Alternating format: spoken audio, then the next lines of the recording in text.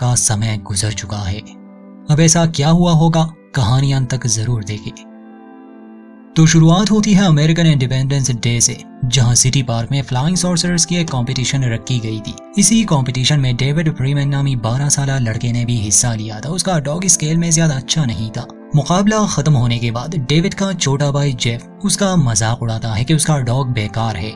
इतने में दोनों के माता पिता इन्हें लेने आए। कार में भी ये दोनों भाई झगड़ा कर रहे थे, इसलिए जेफ को कुछ समय के लिए उसके दोस्तों के हाथ छोड़ दिया जाता है, जो शाम होने से पहले घर वापस आ जाएगा। डेविड जब अपने घर में था, वो एक लड़की को देख रहा था। वो उदास भी था क्योंकि उसमें इतनी हिम्मत नहीं थी कि उससे बात कर सके। खैर, डेविड के पिता उसे समझाने की कोशिश करते हैं। अब शाम होने वाली थी, इसलिए डेविड की माँ उसे कहती है कि अपने भाई को लेने जाओ, क्योंकि उसे एक जंगल के रास्ते से होकर गुजरना है। वो छोटा है, कहीं डर न जाए। अब ना चाहते हुए भी डेविड अपने डॉग को लिए उस जंगल की तरफ जाता है। जंगल में आते ही डेविड का डॉग अजीब सा बर्ताव करने लगा।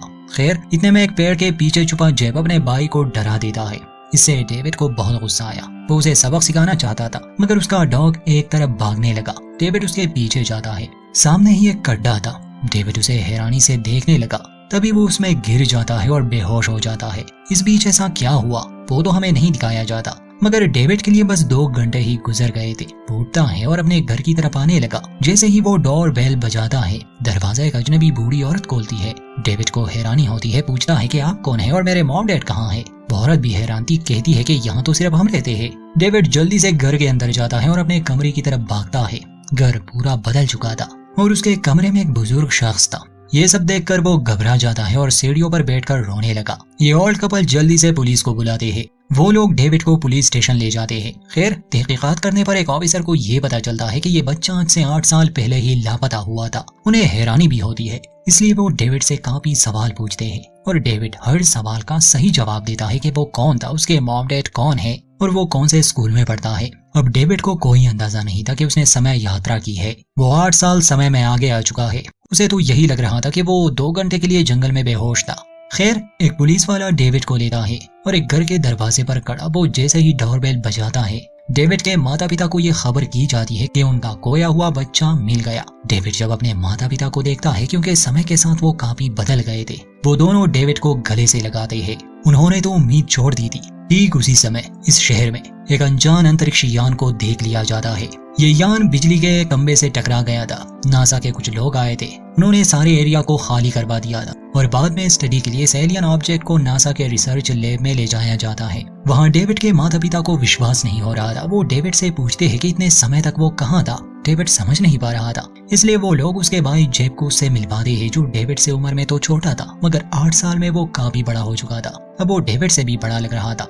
डेविड को पहले तो यकीन नहीं आ रहा था कि ये उसका छोटा भाई जेब है, मगर उससे बात करने के बाद उसे यकीन आ जाता है। जेब उसे वो मिसिंग पोस्टर दिखाता है जिस दिन डेविड गायब हुआ था। उसने और उसके माता पिता ने उसे ढूंढना कभी बंद नहीं किया। रात को डेविड जब सो रहा था, उसे एक सपना आता है जिसमें कोई उससे मदद मांग रहा हो। वो नींद से जाग जाता है, मगर उसका भाई जेब उसे शांत करता है, समझाता है कि कल डॉक्टर तुम्हारा टेस्ट लेंगे, जिससे ये साबित हो जाएगा कि तुम बिल्कुल नॉर्मल हो। अगले दिन दिखाया जाता है कि उस अंतरिक्ष यान को नासा के रिसर्च लैब में लाया गया है। कुछ साइंटिस्ट अंदर जाने का दरवाजा तलाश कर रहे थे, मगर उन्हें एक भी ऐसी जगह नहीं मिल रही थी जिससे वो स्पेसशिप के अंदर जा सके। उसी दिन कुछ डॉक्टर्स डेविड का चेकअप कर रहे थे, उससे सवाल पूछ रहे थे। उन्होंने उसके ब्रेन एक्टिविटी पर भी नजर रखी थी। तभी डेविड का दिमाग उस कंप्यूटर से जुड़ जाता है और वो उसी स्पेसशिप का एक इमेज ड्रॉ करता है, जो वहाँ के सभी स्टाफ मेंबर को हैरानी में डाल देता है।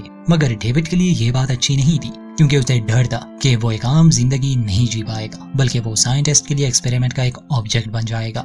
ये रिपोर्ट नासा को भेज दी जाती है, मगर डेविड यहाँ रहना नहीं चाहता था, इसलिए वो डॉक्टर से कहता है कि मेरे माता पिता को बुलाए, मैं यहाँ से जाना चाहता हूँ। खैर, वो लोग डेविड को फोर्स नहीं करते, मगर ये एक बहुत ही अजीब सा केस था। कुछ दिन बाद नासा का डायरेक्टर खुद इनसे मिलने आता है। डेविड के माता पिता से परमिशन मांगता है कि वो डेविड की कुछ जांच करना चाहते हैं। बस 2 दिन की बात है। अब मजबूरन उन्हें हाँ करनी पड़ी। उसने डेविड को भी मना लिया था। वो कहता है कि इससे हम जान पाएंगे कि आखिर इस बच्चे के साथ हुआ क्या था, ऐसा ना हो कि ये सब दोबारा हो जाए। इसी डर से वो डेविड को नासा के रिसर्च लैब में भेज देते हैं। लैब पहुंचने के बाद डेविड को एक जगह नजर आती है जहां उसी एलियन स्पेसशिप को रखा गया था। और अजीब बात ये थी कि डेविड को वहां से आवाजें सुनाई दे रही थी, सिर्फ डेविड को। खैर डेविड को एक कमरा दिया जाता है जिसमें काफी कुछ था, मगर दरवाजा लॉक रहता था। ये बात डेविड को अच्छी नहीं लगी। वो टीवी ऑन करता है जिस पर नए गाने और अजीब से शोज चल रहे थे। क्योंकि ये उसके समय के नहीं थे इसलिए उसे पसंद नहीं आते। इतने में एक लड़की और उसके साथ एक रोबोट कमरे में आते हैं।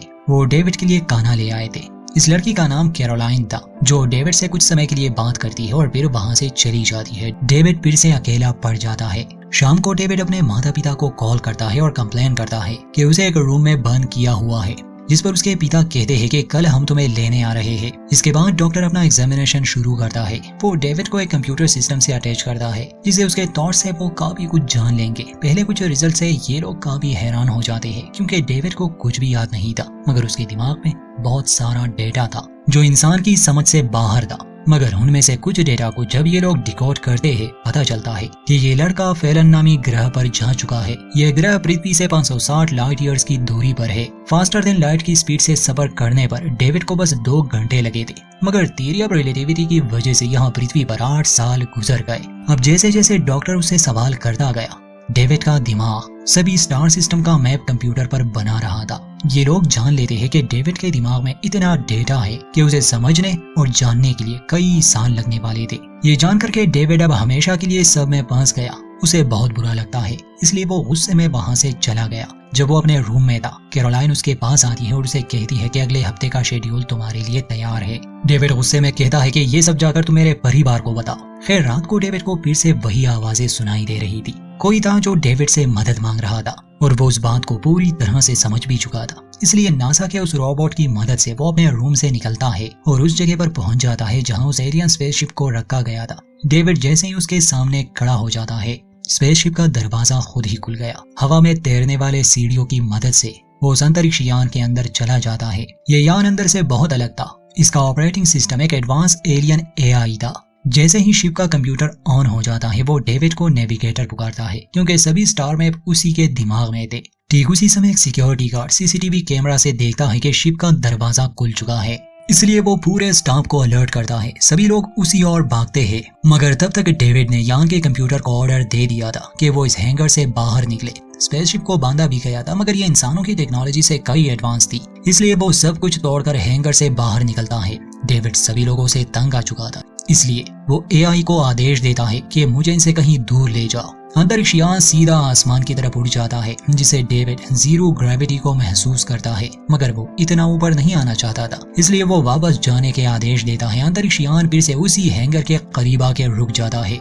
इस बार डेविड उसे सीधा जाने के आदेश देता है। यान की ये स्पीड देखकर डेविड बहुत एक्साइटेड था, मगर एलियन एआई इन इमोशंस को नहीं समझ पा रहा था। इस बात से डेविड बहुत खुश था, क्योंकि वो इस शिप को कंट्रोल कर रहा था। खैर नासा में बैठे लोग और भी हैरान थे कि आखिर वो लड़का इसके अंदर गया कैसे। वहाँ डेविड यान को एक वीरान जगह पर रुकने का हुक्म देता है। जब एआई वजह पूछता है तो डेविड नेचुरल नीड्स का कहता है, मतलब कि सूसू। खैर नासा वालों को इस अंतरिक्ष यान की लोकेशन मिल गई थी, इसलिए वो 3 हेलीकॉप्टर्स को इस तरफ भेजते हैं। इस बीच डेविड और एआई की बात होती है, जिससे हम ऑडियंस इस कहानी को और भी अच्छे से समझ जाते हैं। ये एलियन एआई ये तो नहीं बताता कि उसे कौन सी एलियन सभ्यता ने बनाया है, मगर इसका काम ये है कि अंतरिक्ष में जीवन की खोज करना और जिस ग्रह पर भी इसे कोई जीवन मिले उसकी स्टडी करने के लिए उसे अपने ग्रह पर ले जाना। ऐसे ही ये अंतरिक्ष यान डेविड को भी ले गया था, मगर हादसे के कारण ये डेविड को अपने समय में ना ले जा सका। दूसरा, इसे शिप की मेमोरी भी डैमेज हो चुकी थी, इसलिए इसके पास जितना भी डेटा था अब वो एक इंसान यानी डेविड के दिमाग में मौजूद है। इस बीच इस एआई को ये अंदाजा हो चुका था कि इंसान के लिए समय यात्रा कितना खतरनाक हो सकता है। अब या तो डेविड को पास्ट में जाना होगा ताकि सब कुछ ठीक हो जाए, या फिर यहीं पर रहना होगा, मगर इस अंतरिक्ष यान को अपने ग्रह पर भी तो जाना है और स्टार मैप डेविड के दिमाग में है। इसी बातचीत के दौरान डेविड देखता है कि नासा वालों ने यहाँ हेलीकॉप्टर्स भेजे हैं, इसीलिए वो जल्दी से यान में चला जाता है और एआई को यहाँ से निकलने के आदेश देता है। ये यान इतनी स्पीड से जाता है कि पृथ्वी के मशीन इसे डिटेक्ट ही नहीं कर पाते। इस बीच डेविड एलियन एआई को काफी समझ चुका था। वो इसका नाम मैक्स रखता है। वो मैक्स को आदेश देता है कि पृथ्वी पर तुम मुझे किसी ऐसी जगह ले जाओ जहां से ये इंसान मुझे न ढूंढ पाए। इसलिए मैक्स यान को समंदर की गहराइयों में ले जाता है। मैक्स यानी वो एलियन एआई डेविड को सारे क्रिएचर्स दिखाता है जो वो अलग अलग ग्रहों से ले आया था। एआई मैक्स का कहना था कि ये बहुत जरूरी होता है कि मैं जिस भी जिंदा चीज को उस ग्रह से ले आऊं, मुझे उसे ठीक समय पर वापस भी ले जाना होगा ताकि किसी को पता न चले, वरना इससे एक पैराडॉक्स का खतरा है और एक एआई होकर भी मैं यूनिवर्स के सिस्टम के साथ छेड़खानी नहीं कर सकता। वो डेविड को समझाता है कि तुम इंसानों के लिए टाइम ट्रेवल बिल्कुल ठीक नहीं। डेविड अपनी आंखों से हर तरह के अजीब एलियंस को देख लेता है।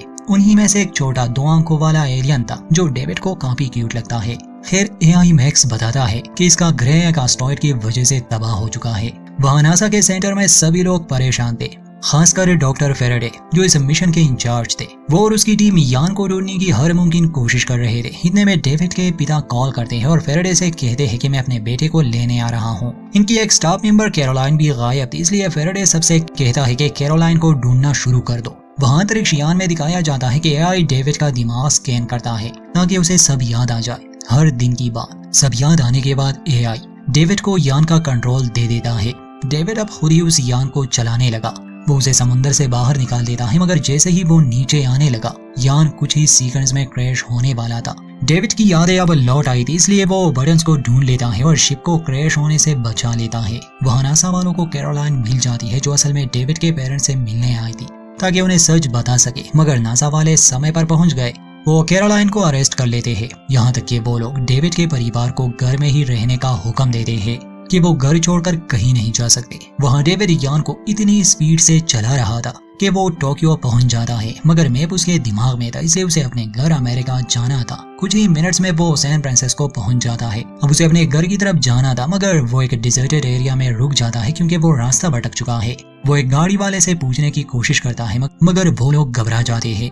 उसी कार में म्यूजिक ऑन था, इसलिए एआई मैक्स डेविड से इस आवाज के बारे में पूछता है तो डेविड उसे बता देता है कि ये म्यूजिक है और ये बहुत अच्छा होता है। एआई म्यूजिक को अपने सिस्टम में डाउनलोड करता है और उसे बजाने लगा। टीवी पर ये न्यूज आती है कि दुनिया भर के अलग अलग जगहों पर एक अजीब से फ्लाइंग ऑब्जेक्ट को देखा गया है। डॉक्टर फेराडे समझ जाता है कि ये लड़का अपने घर आ रहा है, इसलिए वो अपनी टीम वहां भेजने का फैसला करता है क्योंकि ऐसी अनोखी खोज को कोई पागल ही हाथ से जाने देगा। खैर यान को उड़ाते उड़ाते डेविड एक गैस स्टेशन के करीब रुक जाता है और वहां के टेलीफोन से अपने माता पिता को कॉल करता है। गैस स्टेशन वाला आदमी तो हक्का बक्का रह गया। इतने में वहां एक परिवार आता है। उन्हें लगा ये एक नकली स्पेसशिप है। वो उसके साथ तस्वीर खींचना चाहते थे, मगर इतने में डेविड यान में वापस आ जाता है और वहां से यान को उड़ा ले जाता है। ये लोग अपनी आंखों से ये नजारा देख रहे थे। चलो ये बात अच्छी है कि ये यान किसी बच्चे को मिला, किसी बड़े को मिला होता पता नहीं वो इससे क्या करता।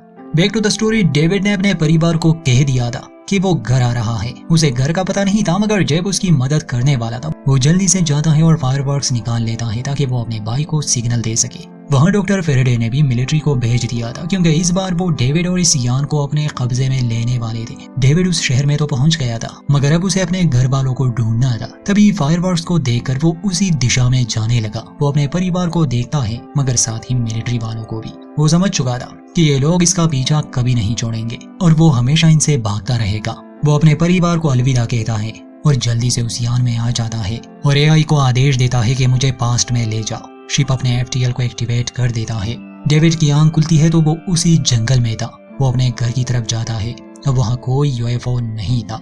घर आने के बाद डेविड देखता है कि उसके माता पिता हॉलिडे फायरवर्क्स की तैयारी कर रहे थे और इस समय वो डेविड का इंतजार। इतना सब झेलने के बाद वो अपने परिवार को देखकर बहुत खुश था। वो उनके साथ बैठ जाता है और वो छोटा एलियन जो यान पर उसे मिला था वो अपने भाई जेब के लिए वो लाया था। फायरवर्क के साथ ही डेविड देखता है कि वो अंतरिक्ष यान अपने ग्रह की तरफ चला